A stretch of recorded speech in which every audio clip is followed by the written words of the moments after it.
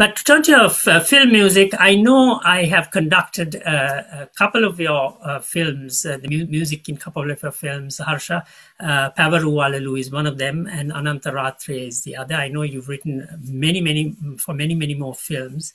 And so let's turn a little bit to film music. To be honest with you, I've only written music for one film myself, and I haven't tried my hand at other things. It may not be my cup of tea. It's not every composer's cup of tea, but I know you enjoy doing it.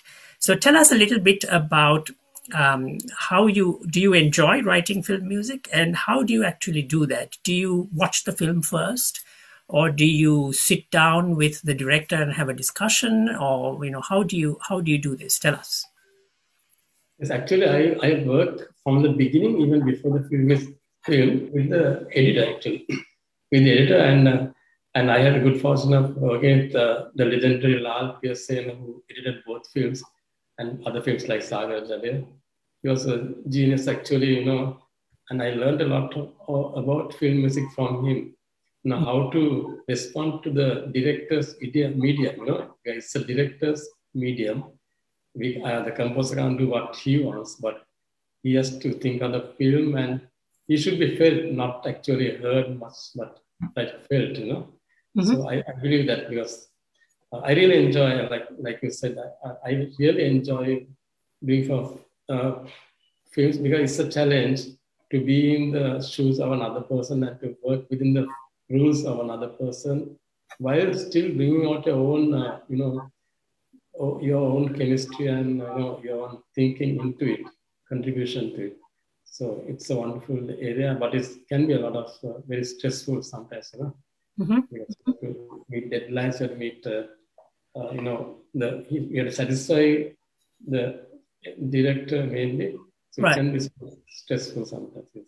Right. I know you, in one of my previous discussion, you mentioned that you generally sit down with the editor and see how the editing is done. And tell us a bit about that process. Yes.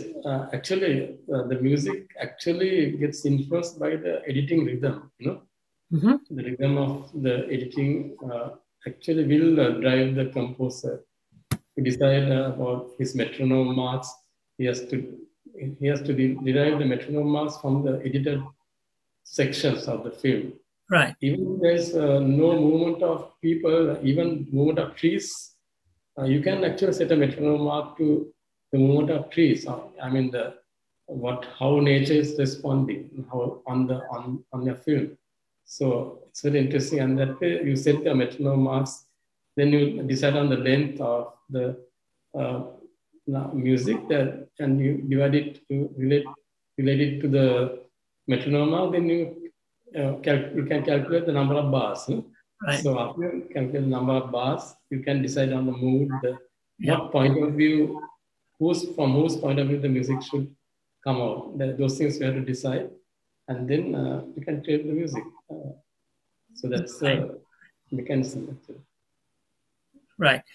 So some composers, I know the famous John, what's his name now? John, who writes? Sorry? John Williams. Sorry, John Williams, of course, and others, Zimmer and others who write for big films, Star Wars and so on. What I've read is that they would, watch the film, etc., study, then they'd go and actually write the music on a piano, and then they send it off for orchestration to actually a company that does the orchestration. It comes back, they make the corrections, etc. Yes. Do you write your music on the piano as well for the film, or do you write it straight off onto a score? How does that happen? No, I do write on the piano or keyboard. Mm-hmm. Sometimes, of course, I just write like I did for Sarsangam. Some part I just write it on the manuscript, because I can hear the music most of the time. But if there are like specific areas, then I would like to see how it's voiced, the voicing. Right. Because I do use, though I do not, in my own music, I do not use 4-part harmony, but I do like to use 4-part harmony and counterpoint, because I believe in especially counterpoint, So I would like to follow some of those rules and to make it firm, the foundation firm. So those are some of the techniques I use Very interesting. So we have a question from Madhubarshini Disanayaka, who's, as you know, an academic in our university system and teaches English. She's a wonderful teacher. Happens to be Pradeep Ratnayaka's wife, great sitar player and virtuoso, and Professor Disanayaka, the famous Sinhala, Pandit, his daughter. And so she asks this question: has all your music been noted and printed so that it joins a corpus of work that future musicians can refer to and play? This documentation of the music is such an important part of our. I always tell all our young composers, please write things down, even if it's only an approximation, because that is the way you preserve the music for future generations and for the rest of the world to be able to reproduce it even after one is no more. So what is the situation with you, Harsha? Yes, actually, that's a very caring question, a very nice, very important question. But sometimes I'm trying to bring out this idiom where I create first I'm creating now, for instance, what I played now. If I recorded that, I just created that on spur of the moment. What you heard about the lullaby section, I just created it, Right. But of course, I had the elements in my mind. But to write it down, then I went into the whole tone scale and certain modes, which made it purposely sound jarring to show that the child will experience a lot of difficulty in life, like a lot of difficult situations in life. The child is born but to notate that takes a lot of work. So actually, I have a lot of work which I have not, which is in the process of being notated. Because unlike I would say a person like Chopin, he had the more kind of the impressionist, as even Debussy, the impressionistic elements, but it is more kind of order than what I would do here, because it's more impromptu. Then in that sense, I would like to say that Chopin and people you can imagine how much they would have just played on the spur of the moment, Can imagine. I think we have not heard what their real output. I feel. Yeah. So I see what you're saying. I think we might have lost Harsha there. Okay. But it has to be done. It has to be done. We lost your voice a little bit, but that's all right. I guess you're right. I mean, Beethoven improvised, Mozart improvised, Chopin. Exactly. They all did a lot of. They would go for parties, they would go for functions, and just improvise and play music. Yeah. A lot of music was never, and Bach too. Bach never written down. And perhaps what we know of their written down music is probably a relatively small amount of what they actually composed. Yes. And now that is also true, but I think generally speaking, many of our Sri Lankan composers tend not to write. They might sketch something out, they get the performance, it's recorded, and then it's no longer possible. And you have to listen to the recording then, and then start jotting down notes in order to recreate it. About how much would you say, percentage-wise, of your compositions have been notated and are available in a score form, Harsha? And it could be a very small percentage, I think. Okay. I would say I'm sad or shy to say that it's only about, say, 7% maybe. 7 or 10%. Well, I really hope that you would put in a little bit of time and effort. And if there's any help that we can give you to document and to write down your music, I think that's a very critical part of it. So we're now going to play another excerpt. We have only this excerpt and another one before we conclude this program. And this is an excerpt from a film. It's called the Anantara. It's a very famous Sri Lankan film in Sinhalese, of course. We are going to play the very end of it where you get the credits going up.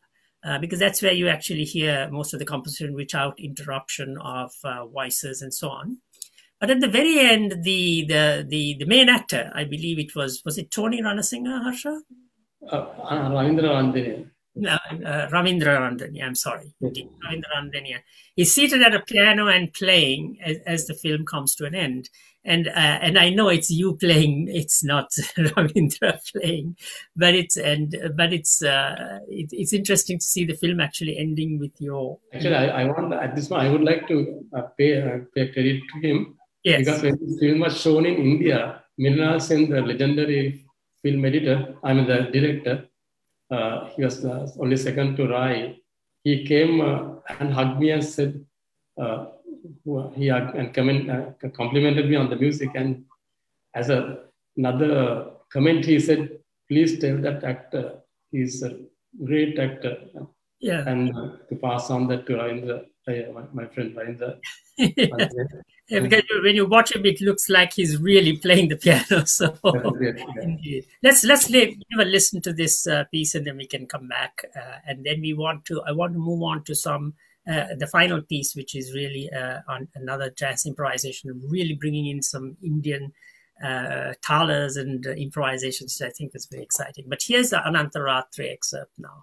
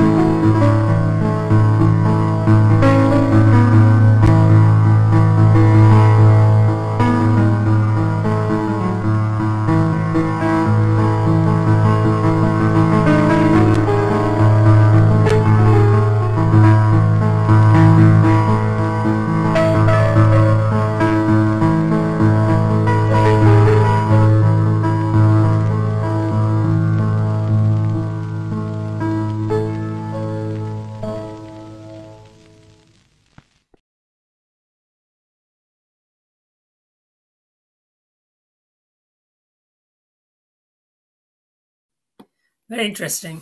Very interesting. Incidentally, the sitarist on that was Pradeep Ratnayaka, young Pradeep Ratnayaka. Indeed. I know Pradeep has performed in many, quite a number of your films. I know he did. I remember conducting with his participation as well in the two films that I conducted. So I want to now get down to the very last segment of our session this today. Harsha, and I know you've written this full-length opera. Was it called Ravana's Dream? Tell us a little bit about it. I know it's been performed once. What is your intention in this area of opera? Because I know that it was, Maestro Premasiri Kemadasa, who first wrote opera in our country. And I've had the great privilege of taking one of those arias, the Shreya aria from his opera Agni, and actually orchestrating it. And Taranga Gunatilaka, one of our great singers, sang it with the Sun Symphony in Vietnam. Have you been inspired by Kemadas, for example? And what is your, tell us a little bit also about the opera that you've written, or musical. Yes, actually. Is it an opera or is it a musical? I'm sorry to have mixed it up. Yes, it's actually a musical. It's a musical in 5 acts, and more like the Visitor was, that kind of structure in it, more for entertainment, but for children and also adults, So, but it has a very serious message inside it, which is actually, it's about Ravana is living in another parallel universe, and he finds out that his brother Vibhishan is, devastating our country. So he comes back and tries to put it in order, and then he gives advice, tells him, look out for real values and learn to value real things and not just, unnecessary development and unnecessary unsubstantiated development. And so he advises and he goes off in his spaceship. But actually, this actually featured a lot of many artists since like Sunil Pereira, then Raibandhu Vidyapati. In fact, Raibandhu did a West Natuma and spoke in English because he entertained Ravana when Ravana came to Sri Lanka. Right. It seems like a story, of course. Yes. So it's like a kind of time lapse. The time I used like time lapsing it, like going into the future, coming back to the present. Then all that is done, with entertainment in mind. And did you use an orchestra and also chorus and soloists and so on, like in a musical or in a normal musical? Yes, actually, there was a big choir. Actually, a senior choir of 300 students and junior choir of 300. Wow. Yeah, senior and junior choirs. And they were really good dancers. They sang very well. And a lot of training was done by Anantara. So putting on a musical or opera is a very expensive business. You need the costumes, you need the lighting, the stage, the orchestra, the choirs, all of these things. It's all the different forms of art, dancers all coming together in one massive production. And so these things can cost a lot. And it was done live at the Time Studios. And it was sponsored by the Lyceum School and done live, that's a live performance. And to what extent has the work of Maestro Premasiri Kemadasa influenced you in any way? And if so, how? Actually, his music has inspired me a great lot. The aspect of maybe his way of using harmony. He doesn't use like we would use 4-part harmony in a church choir or a church hymn, or counterpoint as we use in a Gregorian chant. Yes. But it's closer to actually the plain song or the Gregorian chant, kind of the four, the perfect fifths and the perfect fourths, that kind of is closer. But still he has given that he has gone further and made it local, Sri Lankanized, more. So that is, I give him a lot of credit for that. He has achieved that Kemadasa sound actually, a unique sound. And that sound actually inspired in Swarasangam, there's a section called Pilgrimage to Madhu. Yes. Yes. I remember. So that was for him actually. I made the string parts and thinking of him, so he is a great artist and he has inspired me very much. Indeed, he was indeed a pioneer in many different ways for the Sri Lankan music world. Wrote operas, symphonies, and other things, and tried to stretch the technique of singing and the voice and so on. So certainly he was an important giant in the field.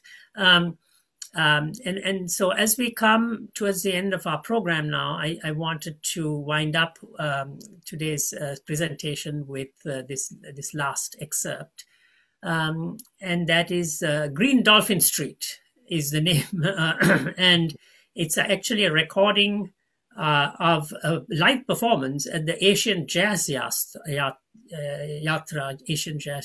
in Mumbai, in India. And I know you were there. You were there with Krishna, our dear common friend, Krishna, Vishnu Krishna. And also my trio was Aston Joachim on bass, Shiraz Gurat on drums, and Raibandhu on drums and Krishna. So yeah, I know all of them, fantastic musicians. And you guys really rock the scene there with, and I think what I'm hearing, and I've seen Krishna doing this where he drums on his cheeks. And I don't know, I could almost hear him doing that. Did he do something like that as well? Yes, the crowd went to that. Yeah, and so this was a crowd of how many people here, Harsha? Well, they said Bollywood was actually filming, and they said that there was around 4,000 in the open air ground. There was about close to 4,000 jazz lovers. Right. Right. Fantastic. So we will play that clip in a minute. But again, viewers, if you have questions, final questions, I posed, I think, all of your questions asked so far to Harsha. But if you have any final questions, do post them now as you listen to this next piece. and then we will wind up after that with a quick chat to finish off with this program. So while we are listening to this piece, it's the Green Dolphin Street from the Asian Jazz Yatra in Mumbai. Do send in your final questions or comments.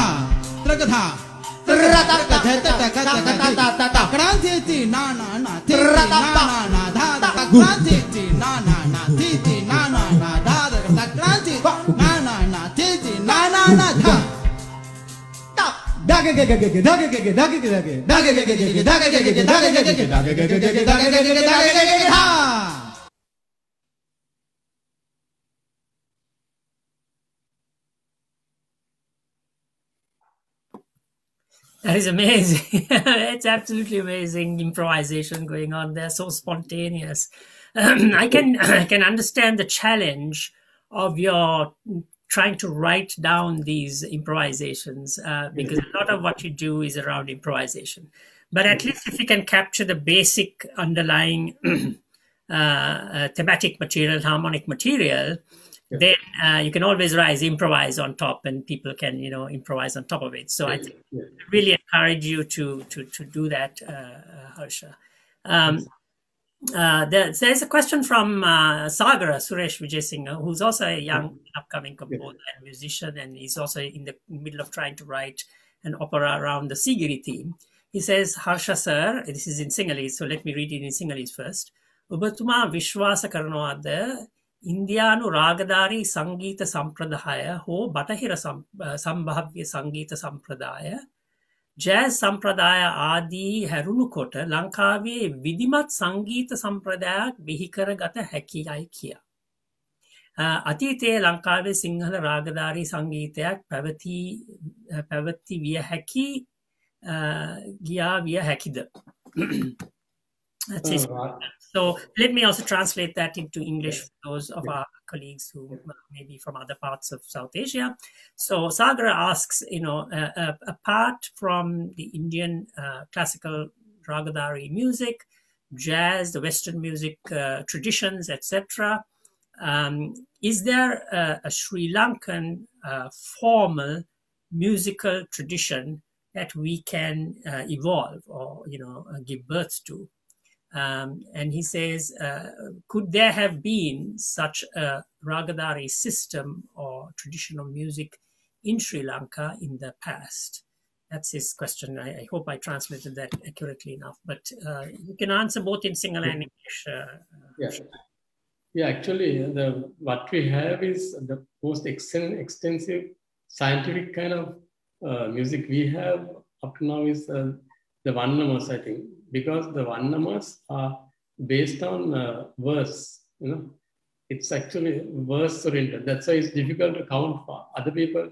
I mean, the Westerner, it's difficult to count because it's based on verse, when the story ends, the music also ends, or the rhythm ends. So the story can end anywhere, Only the people who tell the story or the people who understand the story will know. Where the sentences are going to finish, So it's all about metric. The poetic meter and the meter of the words, the poetic meters. So if you understand or know the meters, you can play and you can end it and you can go along with the music. That's why. But it has been done very extensively in a scientific manner. All the Vannamas. There are 18 Vannamas. Yeah. All those are very extensive. But apart from that, the folk music is it's actually real folk music. It's not like Beethoven. If you take Beethoven's Pastoral Symphony, he would have been influenced by folk music, but still, the scientific music of Beethoven and the folk music in Germany is. I guess the question that Sagar is asking is, based on the folk music of Sri Lanka, is it possible to evolve or to establish a more formalistic, traditional, formalistic system of music, which is Sri Lankan? And was there a system in the past, in the ancient past? That's the question. Yeah, actually, it's what you and I are trying to do, I think. And we are this thing about serious music. What we are trying to do is create scientific music. Utilizing our wealth of folk elements, modes, motives. So that is, we don't have, like, to answer this question, the repertoires were limited, but we have to, young composers today, we'll have to create them, like himself and us. We will have to create this scientific repertoire of music. Now, of course, if you look at the temple paintings and temple carvings and so on some ruins and ancient monuments in Sri Lanka, you do see musicians with something that looks a bit like a sitar or a veena. You do find flute players. You do find drummers, etc. on the sculptures. So there was clearly music going on. Was that folk music, or was that music that was played in the palaces of the kings and the nobility? If so, was there a tradition apart from the English tradition? That's a good question. I think because the lyre, right? It was used in Mesopotamia, and it goes back about 3000 BC. Sorry, and the enniatonic. They use the enniatonic system, not the septatonic system that we are using. And these influences, we had a lot of Greek influences also. Even Anuradhapura, we had a lot of the Yavanas and the Near Eastern people from Ionia.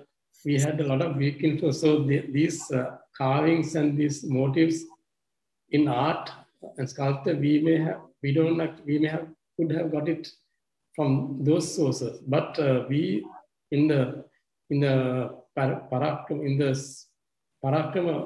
I mean the Polonnaru period, they say that the conch shells have been used extensively, but still, I don't think we. Yes, we don't have a tradition of our own, you mean? Yeah. Yes. Can you summarize that very quickly in Sinhalese also for the benefit of our? Yes.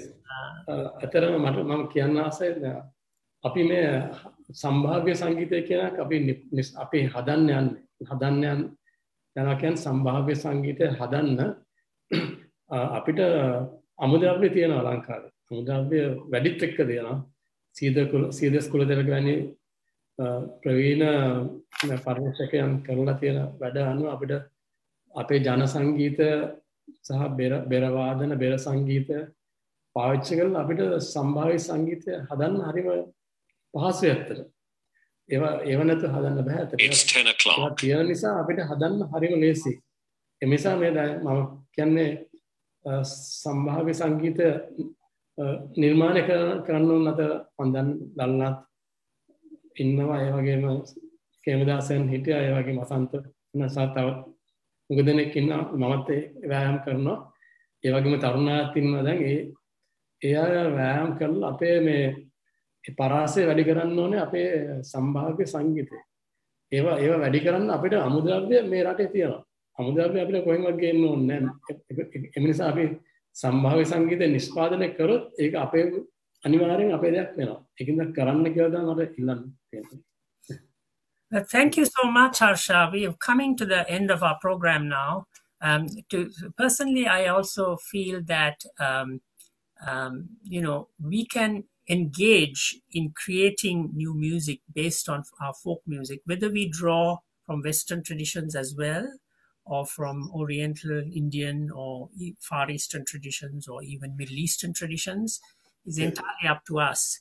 But if we base it on folk music, over time, we will build up a body of music which you can identify as being very Sri Lankan and having Sri Lankan elements. And I think this is a place in which there has to be a close collaboration, if you like, between the musicians and composers on the one hand and academics on the other, who are then going to analyze the music that has been written in the last 10 years, 15 years, into the next 10, 15 years, and to say, this is what is emerging. Here are the typical scales that are being used. Here are the typical rhythmic structures. Here are the different forms. Here are the kinds of instrumentations that are being used. And these are the elements that through which we can identify this music, body of music, as very Sri Lankan. And so that is a way in which you will find a tradition, a typically Sri Lankan tradition, evolving into the future. We don't have it yet, but we are in the process of doing it. Did we have it in the past? That's an interesting question. I don't know whether there is evidence on one side or the other, but I can say this: Deshamanya Chitrasena, the great dancing virtuoso, is no longer with us. When he was alive, I met him at a function once and went up. He was leaning on the piano by himself. I went up to him and asked him, Maestro, what do you think about Sri Lankan music? And he laughed. I didn't know why he laughed. I said, why did I ask something embarrassing, a wrong question? He said, we don't have a Sri Lankan music tradition. We have a drumming tradition and we have folk music, but we don't have a Sri Lankan musical tradition as in India, for the Ragadhari music. You have instrumental music, you have vocal music. You look at the West, you have instrumental music, you have vocal music. You have the Far East, you have the kabuki, the opera of Japan, and so on. You have the instrumental and the folk and the vocal music. You don't have that in Sri Lanka. What you have is drumming and a very strong folk music. And so he said, we can't really speak about a tradition of Sri Lankan folk music. That was his answer. Now, you might agree, you might disagree, but that's an interesting way to bring our session to an end. Let me see here. I think that really is the end. I don't think we have any more questions to answer. So with that, I want to thank you very much, Harsha, for being with us and spending this 90 minutes with us and answering all the questions of our viewers, but also my questions. And thank you for also those wonderful examples of your music. Please do write as much of it down so that we have it as a legacy for the future, so that many more people can play it and enjoy it.